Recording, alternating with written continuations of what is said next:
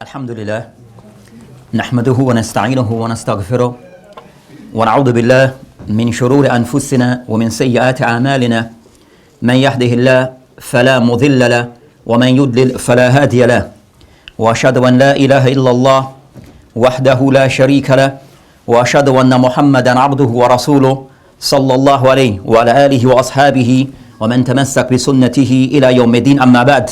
First, we wish to thank those who are responsible for having this conference, for giving us the opportunity to participate. And we hope that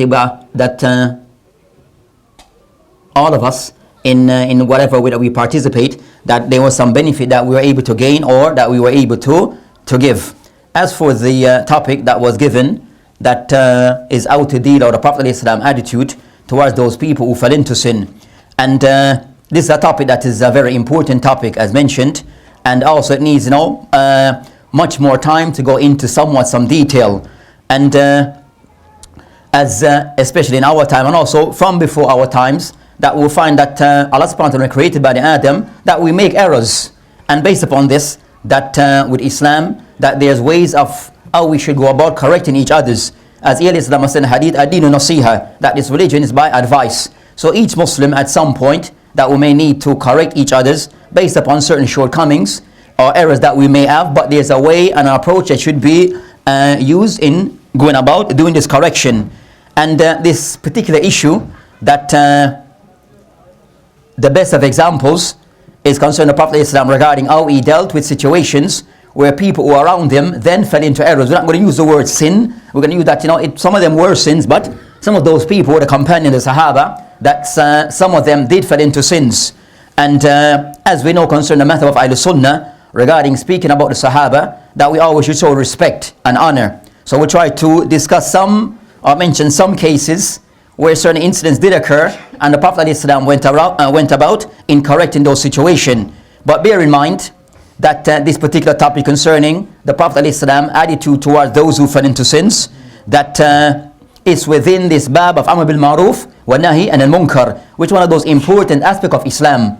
So without this particular area being covered, that you find that sin become widespread, and we're unable to can somewhat put some balance regarding right and wrong. So Islam, Islam, I've mentioned the bab of encouraging good and forbidding evil. And Shaykh Al-Islam Ibn Taymiyah rahimahullah in his Aqidah al-Wasitiyah, to kind of somewhat to bring this to the Muslim attention and to draw the importance of encouraging good and forbidding evil, that he included this in his Risala in Aqidah al-Wasitiyah by stating ثم هم ما هذه أصول يأمرون بالمعروف وينهون عن المنكر وآل ما توجب الشريعة, that he mentioned that them, meaning describing the Aqidah of Ahl-Sunnah wal-Jama'ah. So at the end he closed by stating وهم, meaning the people of Ahl-Sunnah wal-Jama'ah, مع هذه أصول, with all of these usul in matters of Aqidah, يأمرون بالمعروف وينهون عن المنكر, that they encourage good and also they forbid evil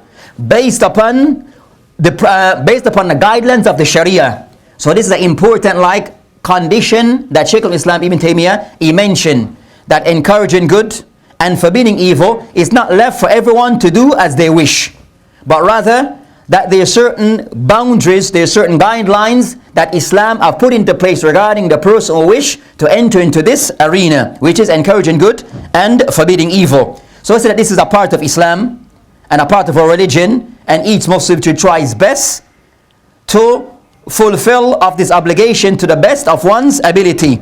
And Shaykh Salih Fawzan, that well known to us, Hafidullah, when he mentioned in brief regarding this particular point, he mentioned that regarding biliyad, that encouraging good and forbidding evil, according to the principle of Islam, that it could be done by one's hands, ثم باللسان, or by way of one's tongue, ثم بالقلب, or by one's heart, تبيا للقدرة والمصلحة, that also the person taking into consideration, meaning the person who wishes to encourage good and forbid evil, whether by way of his hand, by way of his tongue, and also by way of his heart, that also he has to take into consideration that is according to one's ability, and also according to the maslahah.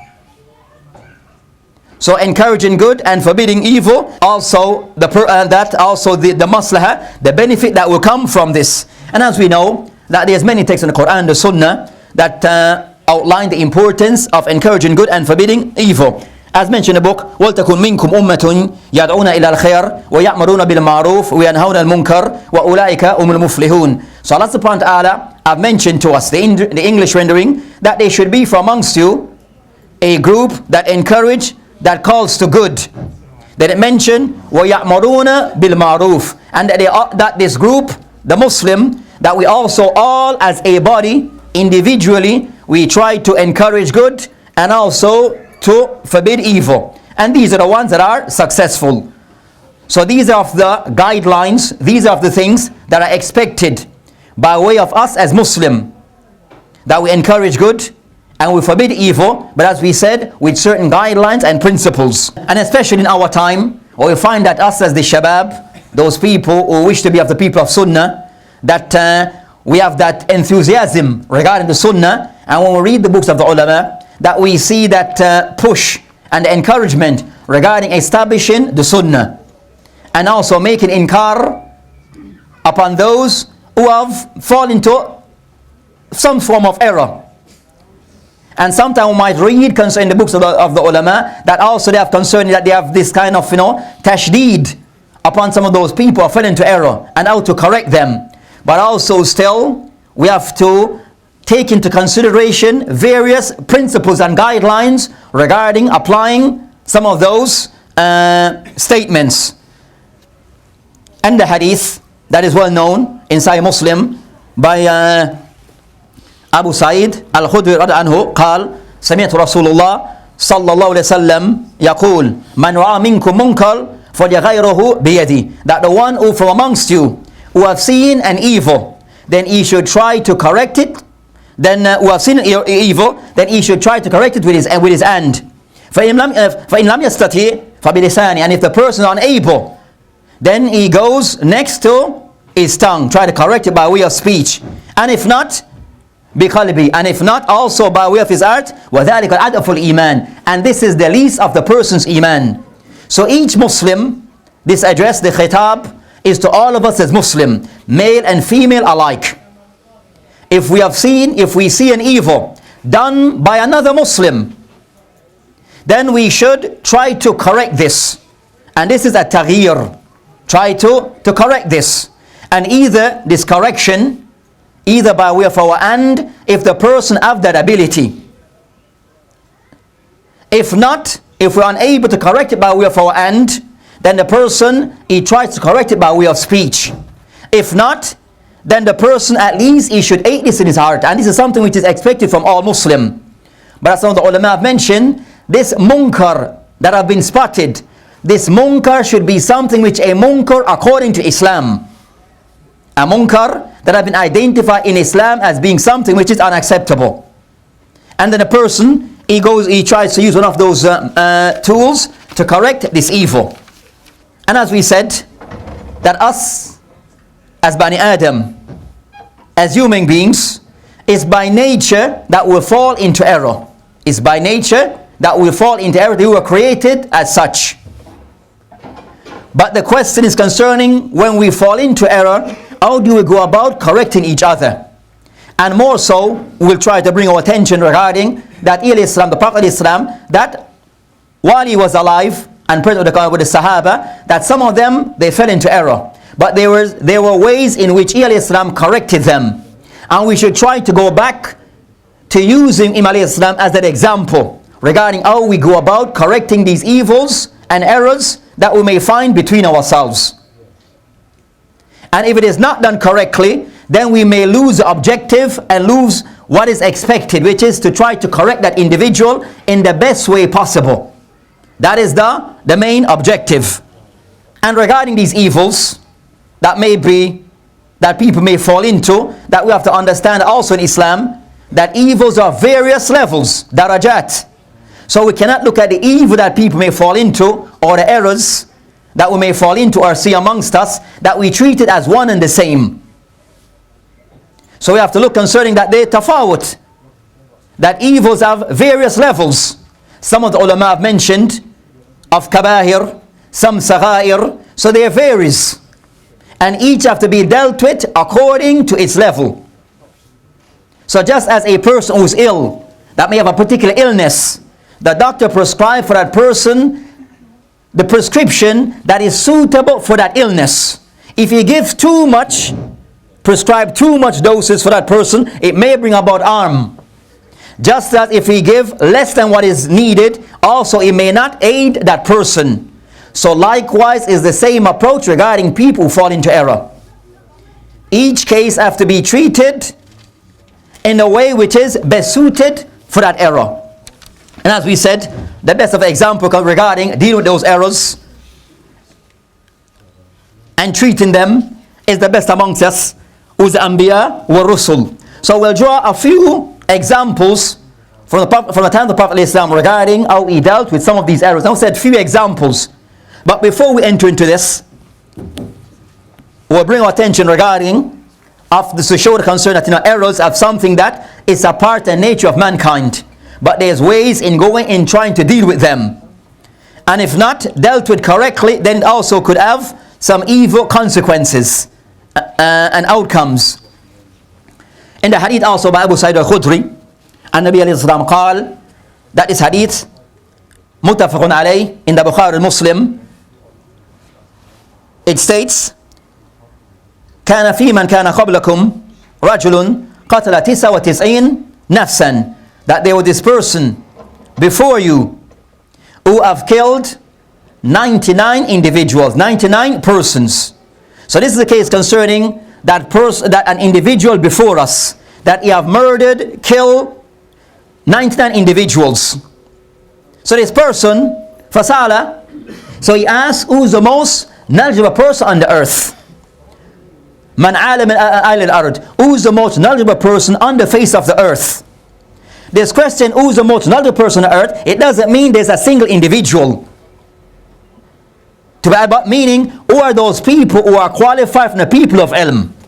Not necessarily a particular individual who stand as he is the most knowledgeable person on the earth. As sometimes some people in going overboard, they try to portray that individual fulan, who's a sheikh, respectable, alim, fadil, but they make him out to be the sheikh of the dunya. And that's sometimes ghulu. That's sometimes ghulu regarding individual and personality in Islam, that it cautions regarding ghulu. So the person asks, there's ulama that are respected, but also we have to approach the ulama in a balanced way.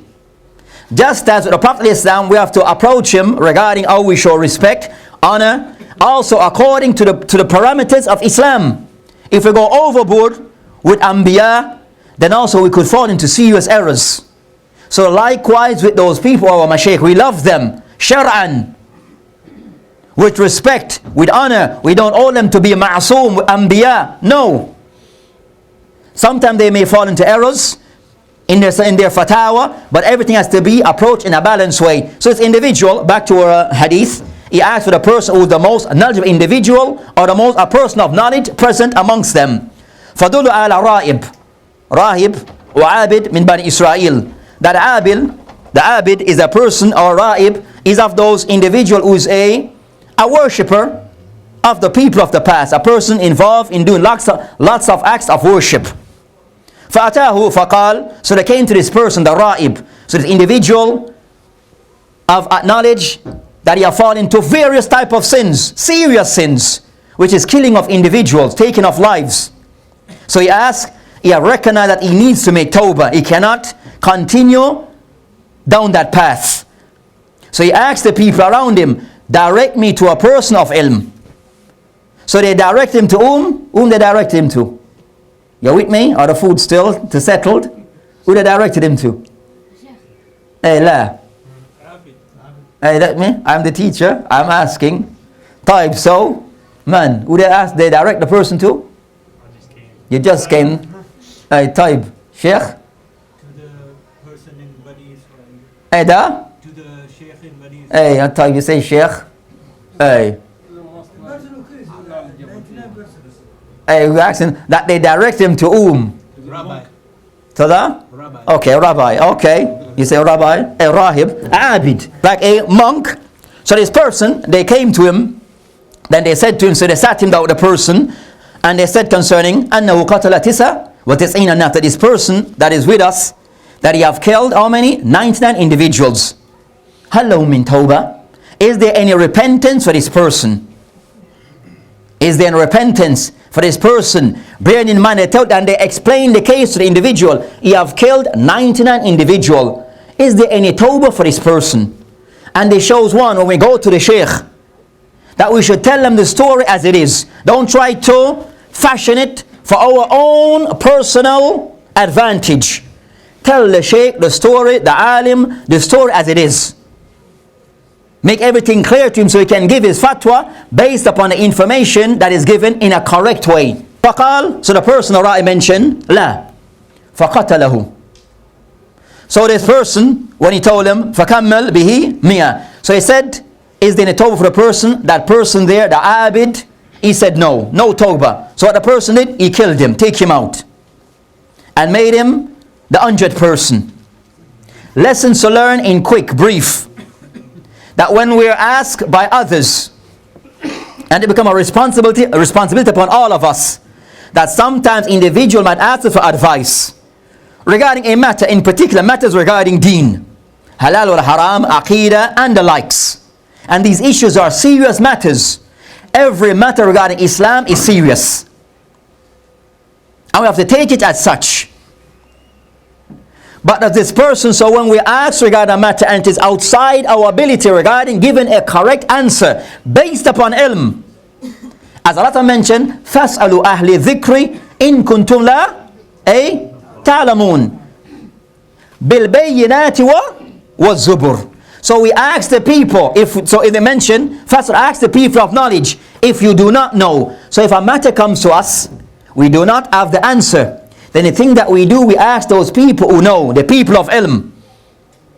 But also with bayinat was zuba, with also with dalil, because we don't want to be, as some of our respected lecturer brothers who came before mentioned, we don't want to go into a taqleed type of thing of blind following. The da'wah of Ahl Sunnah years ago, it was clarified in detail. We do not make taqleed of Abu Hanifa in its ijtihadat. We don't make taqleed of Malik wa Shafi wa Ahmad ibn Hanbal. Why are we doing it today? And we claim to be people of the Sunnah. So if we cannot accept taqleed of Abu Hanifa wa Malik wa Shafi wa Ahmad ibn Hanbal and the likes, are we going to flip? And now we are doing it today. So the question concerned that when we ask the people of ilm, that we ask them things, and also we should not feel shy in asking for dalil, especially a matter that requires dalil. So when they went to this person's rahib, and he told the person no to his answer, he was killed. And it shows that for ourselves, that we must direct the people to people who are truly deserving. Direct the people to individuals who are truly deserving, not just anyone. Not just any individual. So they went on until they asked the person, he did what he did to that person. The story continued, then they eventually فَدُلْ عَلَى رَجُلٌ عَالِمٍ, until they direct him to a person of ilm. رَجُلٌ عَالِمٍ. And that alim, فَقَالْ إِنَّهُ قَتَلَ مِئَ نَفْسٍ فَهَلْ لَهُ مِنْ تَوْبَةٍ فَقَالْ نَمْ وَمَنْ يَحُولُ بَيْنَهُ وَبَيْنَ التَّوْبَةِ. Then the alim, he said to the person, when they present the case to him, that's for this person, that yes, there is tawbah for him, there is yes, and there's nothing in between him and his tawbah.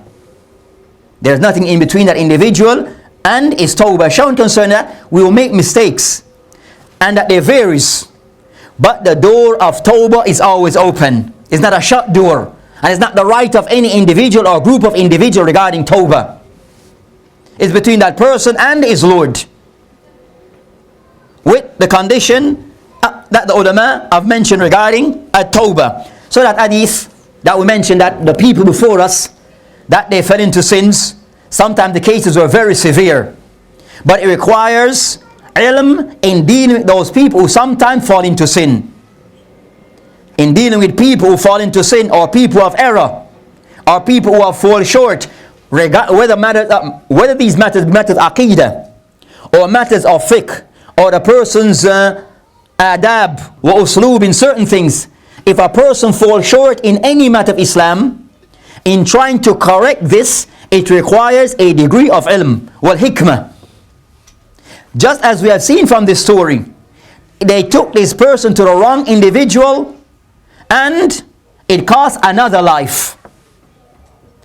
It continued, it prolonged the destruction until they arrived at an alim Rabbani. Not just any alim, an alim who knows to measure things.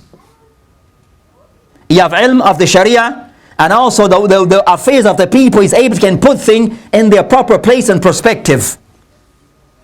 And that's the alim that is needed. So in continuing concern that line was mentioned, that these matters concerning dhunub, wal mukhalafat, that the people may fall into, wal khata, it requires ilm. It requires ilm as these matters relate to the Sharia, also fiqh fi deen. As for some of the examples that we mentioned, as for some of those cases regarding the Prophet Islam, in particular dealt with some of those cases that he faced.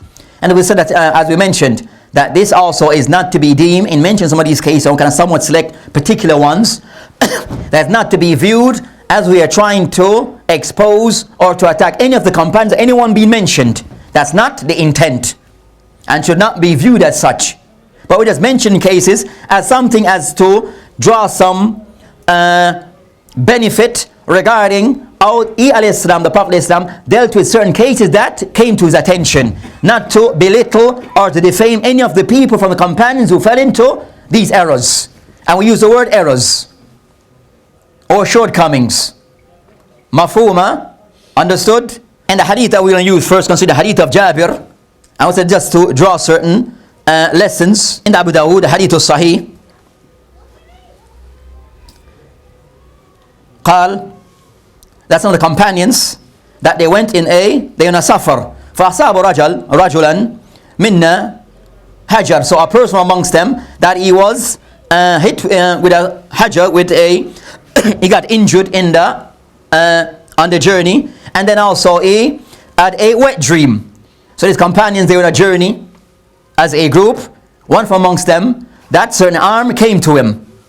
He got an head injury, and also the same night, also he had a wet dream. So based upon that, he says, فَسَأَلَ أَصْحَابُ. So he asked the people amongst him, the companions, or says the people, those amongst him, أَتَجِدُونَ لِي رُخْصَةً فِي تَيَمُّمْ. Do you allow for me a form of rukhsa, exemption for me to make tayammum based upon my case? I have a head injury, and also I have a wet dream, so I need to perform what? Wait 1 second. A ghusl type, hands up. Type, so the person need to perform ghusl. Nam. فقالوا, so he asked, based upon my case, am I allowed to make tayammum? فقالوا لا نجد لك رخصة وأنت تقدر على الماء. So they said to this person, we do not see for you an exemption because you have the ability to use water. So فاغتسل فمات. So the person, he followed the instruction as given, and he died. He performed ghusl and then he died. And this again, it goes back what we mentioned before. Bear in mind this principle. Errors will occur. But if they are not under these errors, how they are dealt with, if they are not dealt with by way of ilm, of the Sharia, then also it can bring about destruction for individuals and also for communities. So those people were present, they told a person, you must perform ghusl, regardless of your situation. And he did. He took the advice, took their ruling, but from this, he died from this. And that's the evil consequence of sometimes speaking without biduni ilm. And that was not the intention to bring about death, to bring about this person death. But that was the aftermath. So when they came to the Prophet ﷺ and informed him of what have occurred, then he ﷺ فقال قتلهم الله على سؤال سألوا إذا لم يعلموا. The Prophet ﷺ said to the people that you people, you are the one responsible for his death. And he spoke some harsh words about to them regarding this. Then he also mentions them that the thing that if you do not know, then you should ask.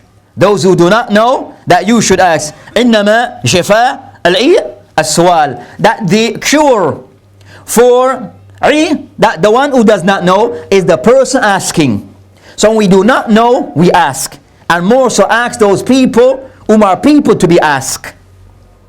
Ask the people who are deserving to be asked. Not everyone who might wear the thawb, wear the cloak of a talib al-ilm or give lecture may be a person to ask question. Not everyone who gives the khutbah may be an alim in certain matters.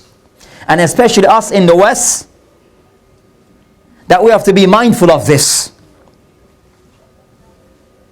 Be very mindful concerning not everyone who may speak about certain very important matters, regardless of the label that they may carry on their back.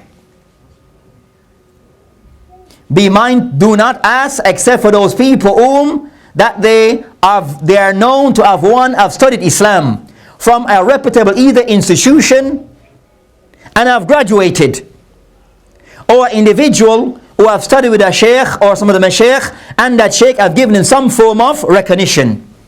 If the person has that criteria, then can somewhat be careful in what you ask that individual. Be careful of what you ask that individual. So the person who that has known to have studied in a reputable, known institution that is upon the Sunnah regarding what they teach, and the person have finished his education, just as they say, a person might go to a university, and as they say, he didn't complete. And sometimes they said over here, they said, the person, he dropped out. Be careful of individual, maybe of that description, or the one who have not known to have studied, but is foremost in giving dawah. Be careful of asking such individual certain questions.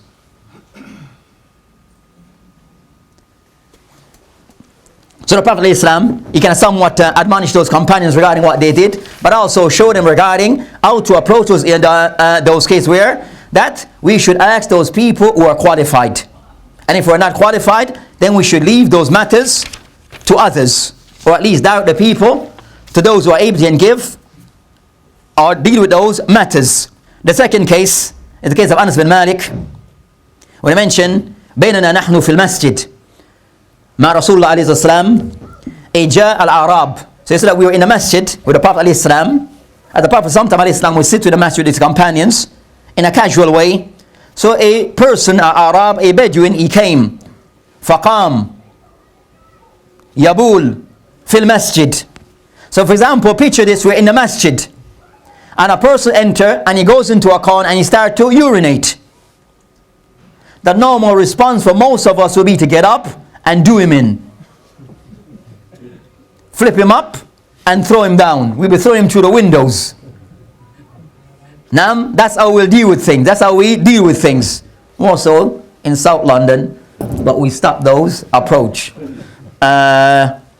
So the person entered the masjid, he started to urinate in the masjid, and we know the masjid have certain rules and regulation that has to be observed and fulfilled.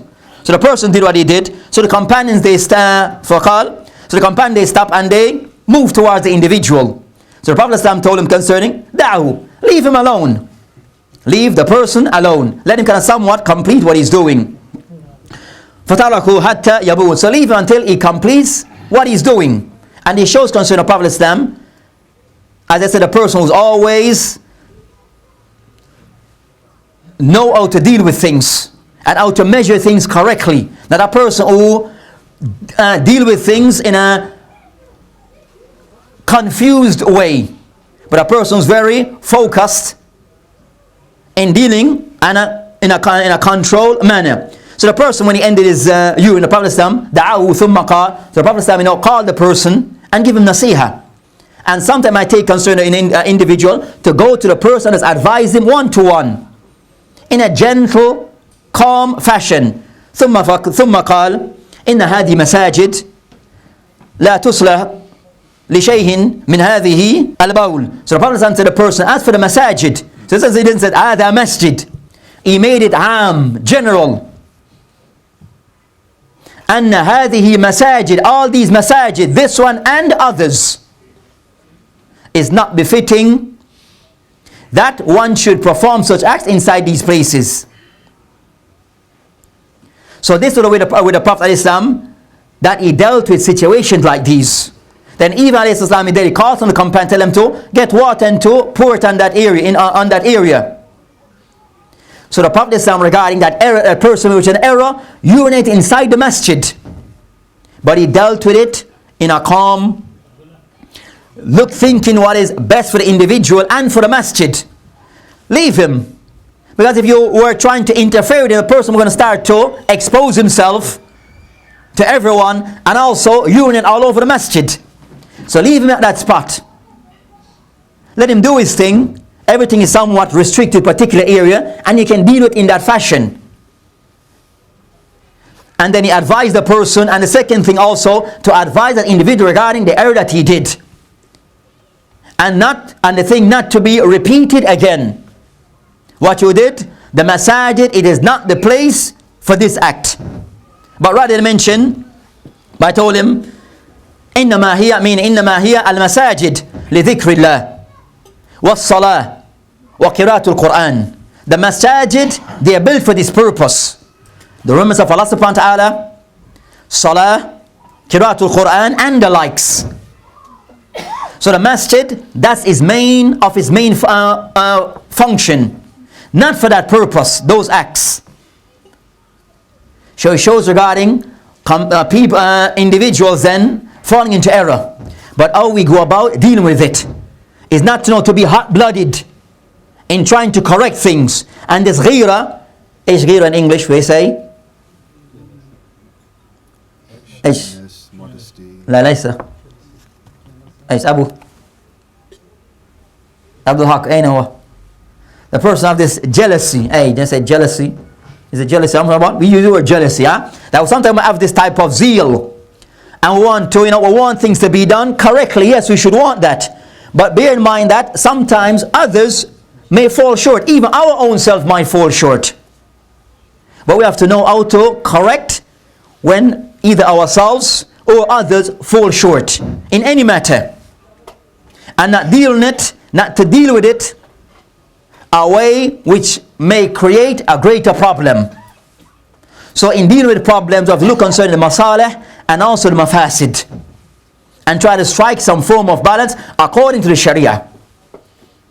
So the Prophet ﷺ outlined the problem, corrected, also told the companions to hold back, correct the individual, call him, explain to him his error, and also explain to him what the purpose behind the masajid and what is allowed and what is not allowed.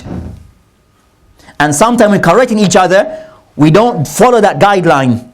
We just mention the error publicly before even approaching the individual. The person himself may be ignorant of his own error. No one approach him to say, these are your error. This is where you went wrong. And this is how things supposed to be done correctly. So the person now is clear regarding where I went wrong and how to do things better in the future. Sometimes we, the people of Sunnah, we don't follow this guideline. The first line is attack, attack, and attack. Isqat ashkhas. Let's try to bring this individual down. And sometimes a person's error might be something who says, sometimes you fall short. The lecturer speaks and he said something that, he just slipped his mind. But it is used against the person to bury him down, and this is not the way of the people of the Sunnah. And also the Prophet mentioned concerning that the masjid is for a certain purpose, as mentioned. And also, of a book I was reading recently, that I wanted the article, I mentioned that, of the shortcoming that we find with the da'wah of the people of the Sunnah. We have taken teaching inside the masajid. So the masjid have certain purpose. Qira'atul Quran, Salah, Dhikrillah. And of Dhikrillah, Ta'lim al-Nas. We have moved teaching the people within the masjid to town halls, recreation centers. Why? While we have left, and you find a person giving a lecture 2 seconds away from a masjid, while we have left the masajid and gone to rent a hall for hundreds of pounds. Why?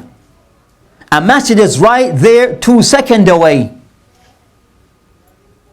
and they'll establish their Salatul Jama'ah over there 2 seconds, a minute away from the masjid. Why?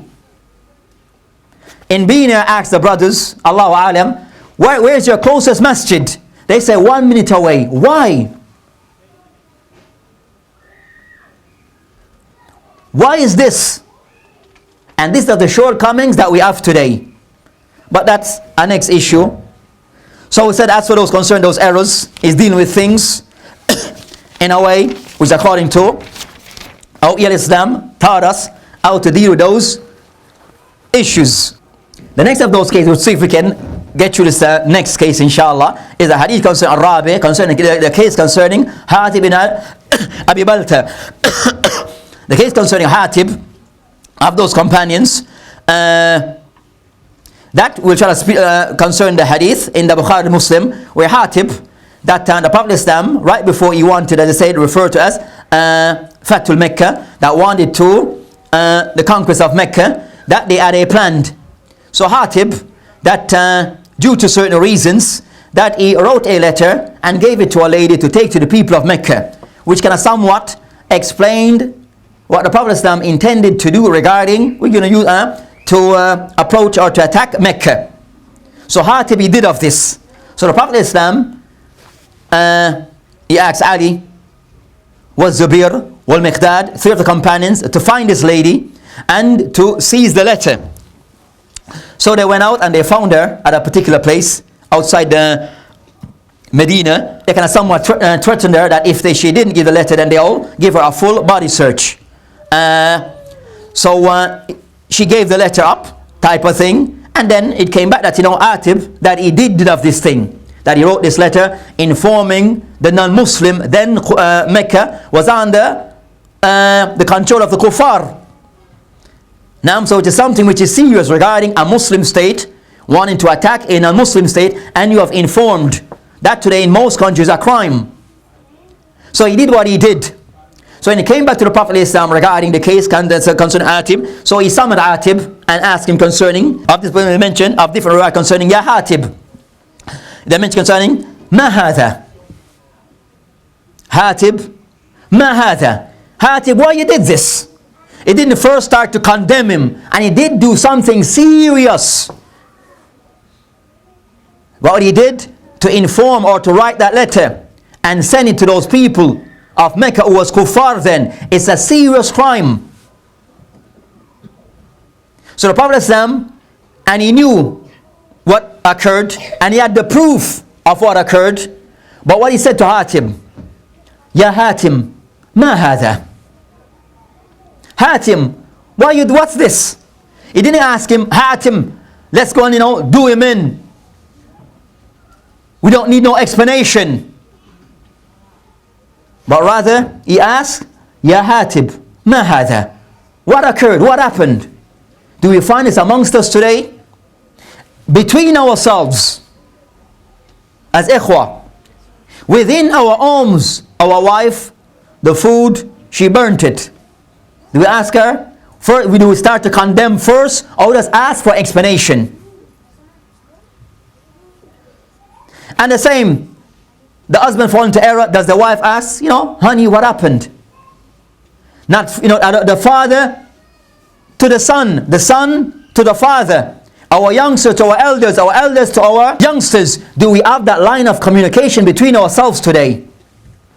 That form of respect, where rather than first condemning and accusing, do we just ask, what happened?